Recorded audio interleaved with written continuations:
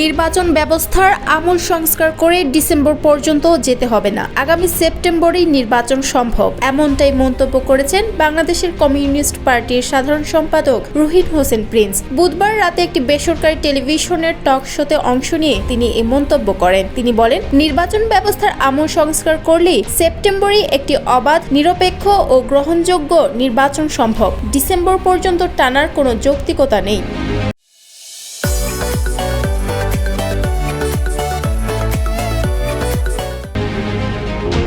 Prince বলেন, জুলাই আগস্টে অনেকে শহীদ হয়েছেন। এটাকে যদি নির্বাচন পেছানোর যুক্তি হিসেবে ধরা হয়, তবে 1971 সালে 30 লাখ শহীদের পরও তো নির্বাচন থেমে থাকেনি। তখন যদি সরকার বলতো শহীদ হয়েছে, নির্বাচন হবে না, তা তো হয়নি। তিনি মনে করেন, জনগণের ভোটাধিকার নিশ্চিত করতে হলে এখনই সাহসী রাজনৈতিক সিদ্ধান্ত দরকার। সরকারি সংলাপ প্রক্রিয়া নিয়েও প্রশ্ন তোলেন তিনি বলেন, একদিন পত্রিকায় দেখি সংলাপে ডাকছে বিএনপি ও জামায়াতকে, পরদিন দেখি সেখানে এনসিপিও ঢুকে গেছে।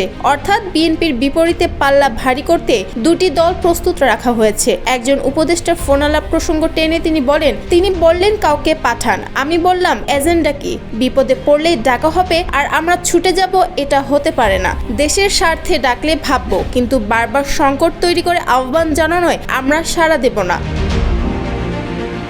বর্তমান সরকারের ভূমিকা নিয়েও কড়া সমালোচনা করেন তিনি। বলেন, অন্তর্বর্তী সরকার নিজেরাই সংকট তৈরি করেছে। পদত্যাগ, বিচারপতির সিদ্ধান্ত, নির্বাচন কমিশনের প্রশ্নবিদ্ধ ভূমিকা, সবকিছুতেই কৃত্রিম জটিলতা তৈরি করা হচ্ছে। এক যুদ্ধাপরাধীর মুক্তি নিয়েও প্রশ্ন তোলেন তিনি। জুলাইয়ের অভ্যুত্থান যদি করিডোর বা বন্দর দেওয়ার পথ হয়, তবে সেই গণ অভ্যুত্থান কি এজন্যই হয়েছিল?